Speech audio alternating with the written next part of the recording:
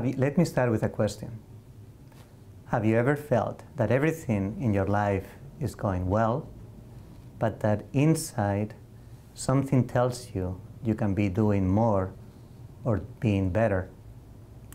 During this year of faith, I have asked myself that question often. In the 19th century, Delacroix, arguably one of the most representative French painters, was asked to decorate one of the side chapels of the Church of Saint-Sulpice in Paris. And thanks to that, now we have a wonderful, imposing mural painting of the wrestling match between Jacob and the angel, as recounted in the book of Genesis in chapter 32. After that night of struggle, Jacob did not come out victorious. He could not overpower the angel. Instead, he came out limping. He had been hurt. And yet, he was happy. He was awe-inspired. Why? Because the angel had blessed him. That painting captures a key aspect of our life of faith, that of letting God be present in our lives.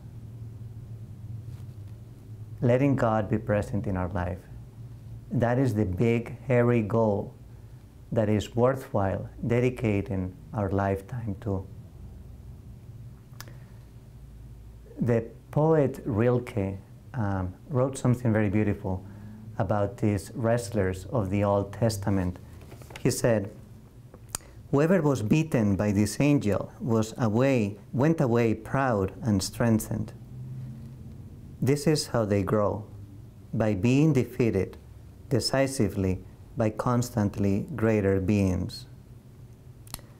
That is very insightful, because many times the goals that we choose to tackle are small, and those victories only end up making us small.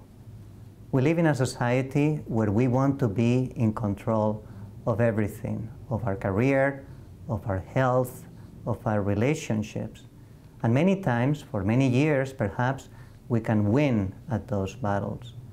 But to the extent that we are not fighting against someone who is bigger and better than us, these victories will only make us smaller.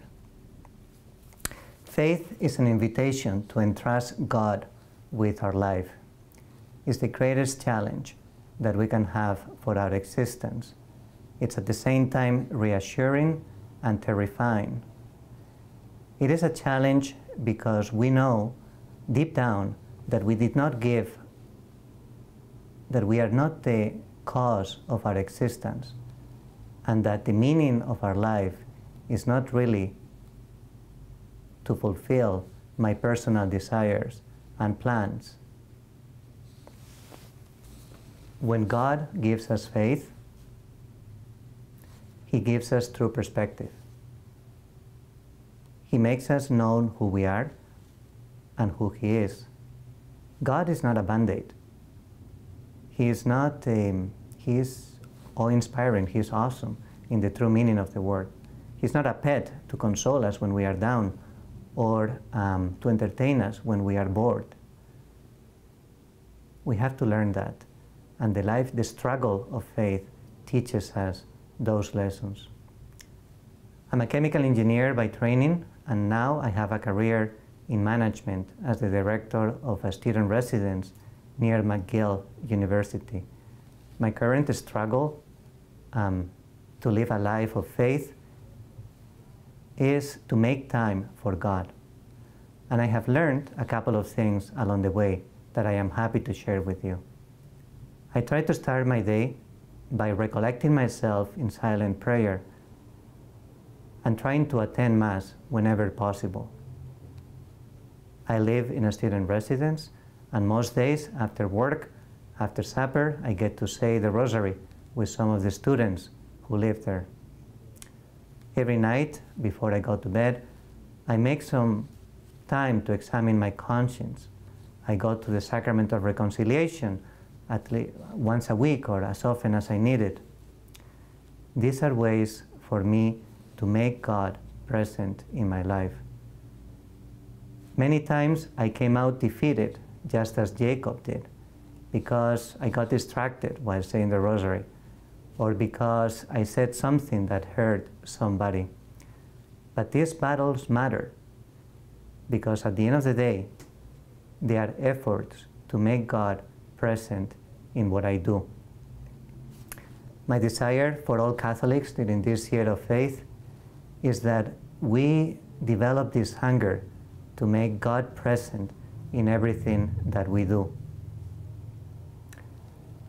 Perhaps a great way to start doing this is by dedicating some time to personal dialogue with God, to mental prayer, just 5 minutes. If we give God that, if we open for God that small window every day, He will make sure to transform our lives gently but decisively.